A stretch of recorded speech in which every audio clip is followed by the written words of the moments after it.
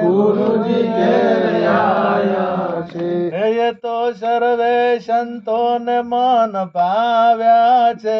ધન ધન રે ગુરુજી ઘેર આવ્યા છે.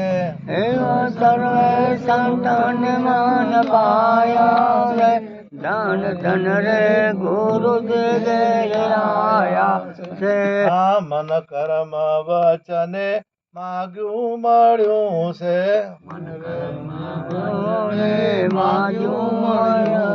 આ વિવેક પણ વધાવ્યા છે. ધન ધન રે ગુરુજી ઘેર આવ્યા છે.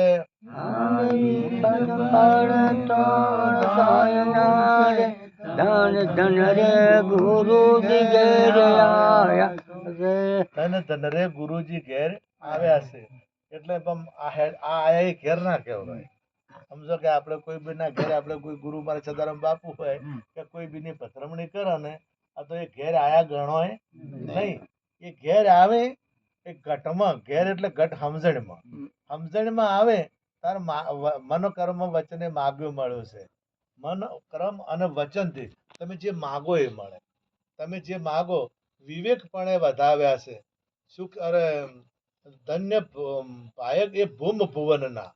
ધન્ય ભાયક એ ભૂમ ભુવનના. કે ભાગ્યશાળી એ ઘર છે, ભાગ્યશાળી એ ઘટ છે. એ ઘટે ગુરુજીને પ્રેમે પ્રભુજીને પ્રેમે પધરાવ્યા છે.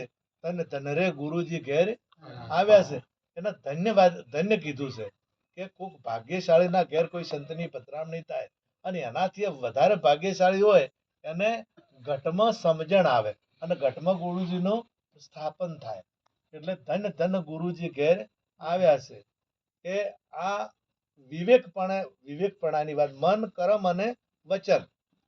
મન કર્મ અને વચન આ ત્રણની વાત કરી. એક મનથી આપણો ભાવ સારો હોવો જોઈએ અને કર્મથી કર્મ પણ સારું હોવું જોઈએ અને વચન પણ આ ત્રણે આપણે સારા હોવું જોઈએ.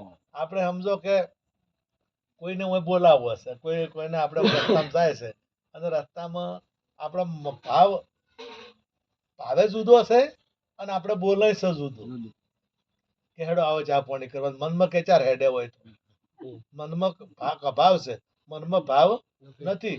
એટલે મન કર્મ અને વચન આ વચન ને ક્રમે બે એક છે જો કહેવરાય નહીં. એટલે સદગુરુ મહારાજના શરણે જવું હોય તો પેલું મનથી મન આપણું મન મોને ને તો જ મેળ આવે. મનડું મોન્યા વગર કોઈ દાડો મેળ આવે નહીં. એટલે આપણા મનથી આપણા પોતાના વિચારથી આપણા મનથી જો આપણે અહીંયા આગળ વધો તો મેળ આવે. મન અને કર્મ. પછી મન તો થયું છે ગુરુ કરવા છે. મનમાં તો આપણે ગુરુ મોનીને બેસી ગયા છે પણ મનનું મોની લોકોમાં આવતું નથી. કારણ કે છોકરો પરણાવો હોય અને મનથી મોની જત કોઈ મેળ આવે? મન તો મોની લોકોમાં આવે ને. હવે એના માટે પછી કર્મ કરવું પડે ને. હગઈ કરવી પડે, દાગીના હમણાં શાંતિજીને બધું કરાવવા મજા પરણાવો છે. દાગીના કરાવવા પડે, પછી પેલું બધું મળવું પડે, તારીખ નક્કી કરવી પડે. આર્યું કર્મ કહેવાય. અને કર્મનું ફળ છેલ્લા દાડે ફેરા ફરી રે એ એનું કર્મનું ફળ. બરોબર. એટલે એ લગન તો ભૌતિક છે. એર્યું લગન ભૌતિક છે અને એ લગન કાયમી રહેતું નથી. આ શરીરના આ ફેરા ક્યાં ના ફર્યા?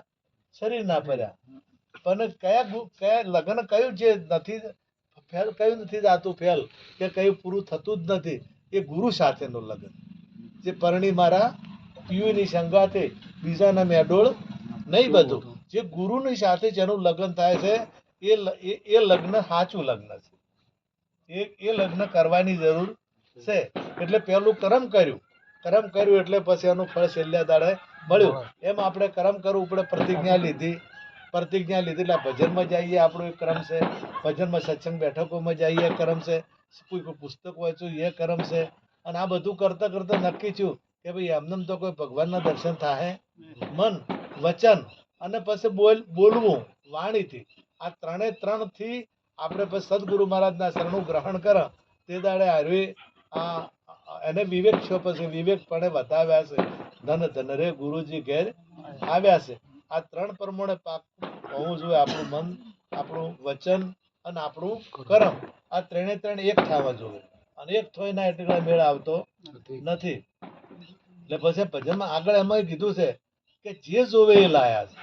સુખ સંપત્તિ ના દાતા કીધા ગુરુ મહારાજ ને, સુખ સંપત્તિ ના દાતા કીધા, અને જે જોવે એ લાયા છે. તમારે જે જોવે ને એટલે ખોટાની વાત નથી. આપણે શેના માટે મહેનત કરતા હતા? ભગવાન માટે. આપણે મહેનત શેના માટે બધા કરે છે? પરમાત્મા માટે.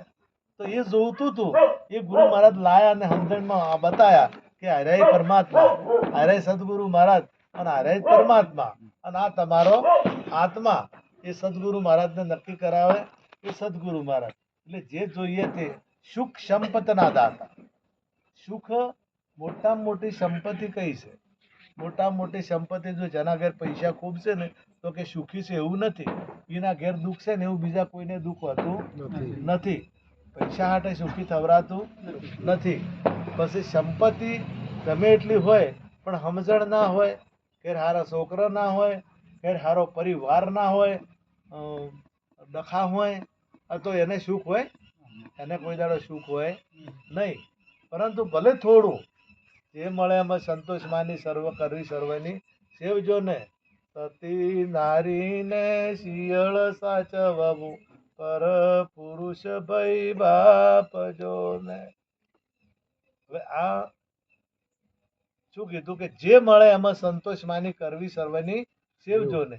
જે મળે જે પણ મળે એમાંથી સંતોષ જેને હોય, સંતોષ જેવું બીજું કોઈ સુખ. અને આપણે જો સુખ જોવું હોય ને તો આપણા કરતા પૈસા વાળાને જોવો ને તો આપણને એમ થાય કે મને પૈસા ઘણા છે, મને ગાડીઓ ઘણી છે, મને તો બધું જાહો જલાલી છે, અને જમી ઘણી છે, પણ આપણે કોઈ નથી એમ થાય ને. પણ આ કાગળ વેણતા હોય એ જોવો તો આપણને સુખ થાય કે ના થાય? ભીખ માગતા હોય અને આપણે હેડ હેડ હેડ હોય તો એ જોવો એટલે આપણે આનંદ ના થાય કે આપણે જેવી મજા છે. આપણા મહારાજ આપણે બીજા રાજ્ય કરતા એમ તો આપણે શાંતિ નથી. આપણે જેવી મજા છે, સંતોષ છે. આપણે જેવી મજા પેલું જુઓ ને, પેલું જોવો તારે કે પેલું જોવો તારે, પણ આપણું પેલું જોવો છે. પેલું જોવો છે આપણે મોટું જોવો છે એટલે આપણને આપણે કે આપણે કોઈ આપણે ના. તમારી પાસે બધું છે. પરમાત્મા શરીર સુંદર આપી દીધું છે, એ મોટામાં મોટી મૂડી છે. એના જેવી બીજી કોઈ મોટી મૂડી નથી. કિંમતીમાં કિંમતી જો સાધન હોય તો વધારે કિંમતી સાધન હોય તારું શરીર, અને એ મૂડી આપણે નાલી દીધી છે. જે જોવે તમારે જે મેળવવું હોય એ આમાંથી મેળવી શકો છો. તમારે ભગવાન થવું હોય તો થઈ શકો એવું સંત મહાપુરુષોએ કીધું છે. અને કોઈ ભગત જે ભક્તિ કરી એ દુઃખી છો જ નથી. કોઈ ભગત દુઃખી નથી છો. હમું જો આવવાનું હોય ને, વધારે આવવાનું હોય ને તો ઓછું થઈ જાય. જો દુઃખ વધારે આવવાનું, મારે ત્યારે પેલું મારા કમરનું ઓપરેશન કરાયું એટલે આ મફા કરીને આવા બધાને જોયું છે એ પોઝિશન હતી. કોઈ એમ નતું કહેતું કે હું ઊભો થાય. એ સમયે એવું હતું. એટલે ઓપરેશન કરાયા પછી મારા સમાચાર લેવાયા મારા મોંમાં હુએથી. એટલે કે ભણા તમે તો કોઈ ખોટું કર્યું નથી તો તમારે શાનું આ ભોગવવું પડ્યું? હા, મને કે તમારે શાનું ભોગવવું પડ્યું? એટલે મેં કીધું મારે કોઈક પૂર્વેનું છે પણ હું હાવખે મરી જાય કે ભક્તિ કરો તો તારે મારે આવું આવે છે. મેં કીધું ભક્તિ કરી તાર તો હું રહ્યો જ છું, નક હું હાવખે મરી જવાનો હતો. પણ આ ભક્તિના પ્રતાપથી હું ટચી રહ્યો છું. ભક્તિના પ્રતાપથી જ હું શું નકે કીધું મારે કોઈ ઊભું થવાની શક્યતા હતી નહીં. એટલે આપણે જો ભજન કરતા કોઈ દુઃખ આવે તો સમજવું કે ઓછું થઈને આવ્યું છે. આપણું દુઃખ ઓછું થઈને આવ્યું છે, ન કે વધારે આવવાનું હતું. કોઈ દાડો એવો વિચાર ના કરવાનો કે આપણે ભજન મજાના દુઃખ આવ્યું. ના, ભક્તિ કોઈ દાડો દુઃખ લાવે નહીં. કોઈ દાડો એ સુખી જ કરે. અને એના જેવો સુખી અરે બીજી રીતે તમે જો જે આપણા ભક્તમાં તમે જો તો જે અમારા ભક્તો બધા ભક્તો છે એમાં કોઈ દુઃખી ભગત નથી. તમે જે સારી રીતે ભજન કરે છે એ તો કૂડ કપટ કરવા હોય ને દુઃખ આવે. અને જો પ્રતિજ્ઞામાં ના રહેતા હોય, જો તો ઉડી કરતા હોય અને નિષ્ઠા ના રાખતા હોય એને દુઃખ આવે. ન કે કોઈ જે સાચો ભગત છે એને તો દુઃખ આવતું અરે તો ભગવાનને પૂરું કરવા આવવું પડે. જો કદાચ એને તકલીફ આવે ને તો ભગવાનને આવું ને તમારે એનું પૂરું કરવું પડે. ભગવાનને પૂરું કરવું પડે. એટલે ભગવાન પૂરું કરવા આવે એટલે કદી દુઃખ આવતું નથી. ભક્તિમાં કદી દુઃખ આવતું જ નથી. અને એવું નથી કે તમે ભગત થઈ ગયા એટલે આપણે બધી જ એક જણા મને પ્રશ્ન કર્યો હતો એટલે વાત કરું અત્યારે કે ભગત થયો એટલે કે કોઈક મારે તો પછી આપણે મારશે નહીં ખાવે કે કોઈક મારે તો બોલાય ના કોઈક ગાલ્યું બોલે તો બોલાય ના અને કે ભક્તિમાં આવું તો કે આપણે છે ને ખમાય. મેં કીધું જો આપણું સ્વનું રક્ષણ કરાય.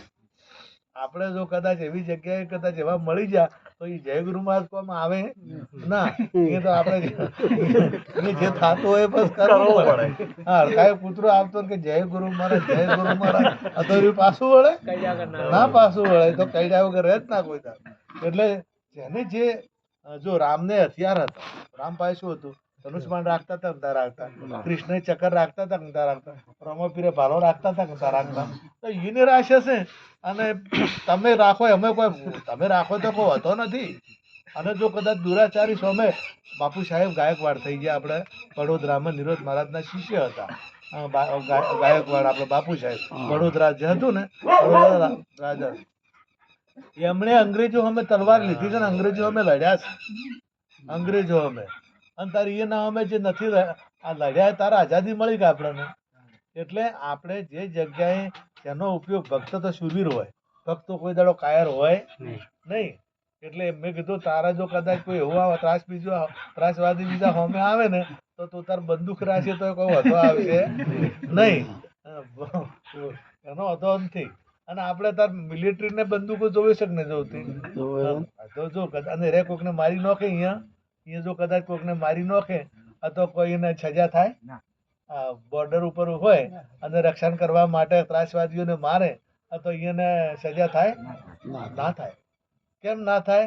કારણ કે પોતાના માટે લડતા નથી, પણ જેઠા માટે લડ્યા ને તો તરત પાછો એને મિલિટરી વાળો હોય તો એને સજા થાય. અને દેશ માટે લડે છે તો એના માટે એને અને પોતાનું રક્ષણ કરવા માટે સ્વનું રક્ષણ કદાચ એવી આવો તો મારી ન કહેવામાં તમારી હાથ ના જોવાય. એ તો ઉપયોગ કરવો પડે. એટલે કાયરતા ભક્ત કાયરનું કોમ, ભક્તિ કરવી કાયરનું કોમ નથી. અને મોટા મોટા જે દુશ્મનો હોય ને મોટા તો એના કરતા ને અંદરના દુશ્મનો હોય. આપણા અંદરના દુશ્મનો મોટા કામ છે, ક્રોધ છે, લોભ છે, મોહ છે. કામ ક્રોધ લોભ મોહ દુશ્મન છે આપણા, અને દિલમાંથી દૂર કરી દો. ક્રોધી માણસ હોય ને તો ક્રોધ એ ખોટી જગ્યાએ ક્રોધ ઉત્પન્ન થાય એટલે બુદ્ધિનો નાશ થઈ જાય.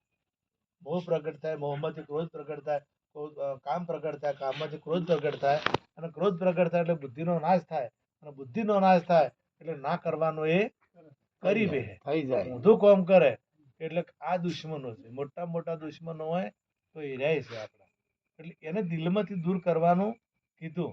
અને એ રહે અસુરો છે, રાક્ષસો એ રહે છે, પણ એને તમે વાળી નાખો અને વાળી જો અને સાચા માર્ગે વાળી જો. ક્રોધ કે આપણા ક્રોધ થાય તો કેના ઉપર કરવો? કે આપણાથી ખોટું થવું જોઈએ નહીં. એવો ક્રોધ કરો તો તમને એ સારો છે. એને કોઈ આપણે કાઢી હાવ કે હું કાઢી મેળવાની વાત કરતો, પણ એને ખાલી પાહું જ ફેરવવાનું છે. બધાનું વસ્તુનું પાહું ફરી જાય તો બેડો પાર થઈ જાય. આપણું ગણિત ઊંધું હોય ઘણા લોકોનું ગણિત કે ભગત થઈ જાય એટલે ભલે હમણાં જ વાત છે, ઘણા દાડાની વાત નથી. કઈ તારીખ હતી? હમણાં સ્કોટ ભજન ગયા હતા તે દાડે જ પૂછ્યું હતું કે તમારા નિરોધના ભક્તો છે ને માતા એને માનતા નથી, એટલે કે અમારે આવવું છે પણ મેં કીધું તમારું ગણિત ઊંધું છે. અમે જેટલી માતા એને માનો છે એટલે તાજ ફુવાઈ નથી માનતા. અમે જે માને છે ફુવા શ્રદ્ધા ને માને છે, અને અમે છે ને એ હાસી માતાને તમે ગુરુ શરણે જો ત્યારે હાસી માતા નક્કી થાય. કેટલા દાડા બધા અનુમાનથી માને છે. કોઈને કોઈ જોગણી જોઈ, કોઈને મેલડીને જોઈ. જે ભક્તો નથી તમે ભુવને પૂછો તો એ આખોટા કરશે, ધોણશે, બધું કરશે, પણ તમે કઈ સાક્ષાત દર્શન છે એના? મેલડી ન કે કાળકા ન કે કોઈને એને દર્શન થયા નથી. અને તમે સદગુરુ ચરણે જો તો તારે સાક્ષાત એના દર્શન કરાવે. એટલે સાચી માને છે એ જૂઠી માનતા. અને આ જગતના બધા જૂઠડા દેવ મનાવે, એ જૂઠડા મનાવે બધા ઘણા ખરા, હાસા નથી એ રહ્યા. એટલે જૂઠન મનાવે અને સંતો હાસું માને. આપણે